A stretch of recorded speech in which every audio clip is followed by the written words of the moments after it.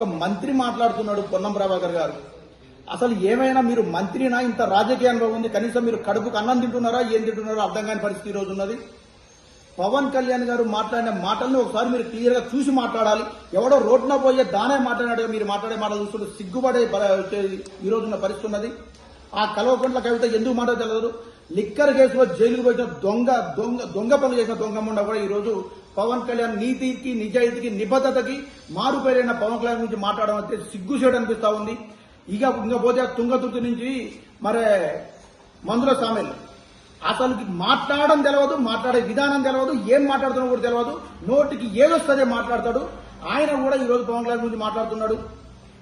వాడెవడు అనురూప్ రెడ్డి ఎవడు ఉంటాడు, వాడు వచ్చేది ఒక పెద్ద ఉప్పల్ బాలుగాడు, వాడు మాట్లాడతాడు. ఈ పనికిరాని వెధవలు మొత్తం కూడా కాంగ్రెస్ పార్టీలో ఈ రోజు ఒక సబ్జెక్ట్ ఉన్నోళ్ళు, ఒక పెద్ద స్థాయి నాయకులు ఎవరు మాట్లాడలే. చిల్లరగాళ్ళు వెధవలు తప్ప ఆయన ఉన్నోడు ఎవడు కూడా మాట్లాడే పరిస్థితి లేదు ఈ రోజున. ఈ చిల్లరగాళ్ళు ఈ వెధవల్ని పెట్టుకుని ఈ కాంగ్రెస్ పార్టీ ఏం చేద్దామని చూస్తున్నా తెలియదు. పాకిస్తాన్ అంటే నాకు ఇష్టం ఉన్న లంగాలు పెట్టుకున్న లంగా పార్టీ ఈ రోజు కాంగ్రెస్ పార్టీ. అటువంటి పరిస్థితులలో ఉండియాలా పవన్ కళ్యాణ్ దేశం కోసం, దేశానికి సేవ చేయడానికి వచ్చిన నాయకుని ఇలా అడ్డుకోవాలని చూస్తున్నారు. 2000 మందితో అడ్డుకున్న సభ 5 లక్షల మందితోని ఇదే హైదరాబాద్ గడ్డ మీద నిర్వహించబోతా ఉన్నాం. ఎంత కొడితే అంత రివర్స్ లో అంత బలంగా వచ్చిన నాయకుడు పవన్ కళ్యాణ్ గారు. పవన్ కళ్యాణ్ గారిని ఆపాలని చూడటం, అరిచేతిని అడ్డుపెట్టి సూర్యుని ఆపాలనుకోవడం 2 సమానమని ఈ ప్రభుత్వం వచ్చేది గ్రహించాలి.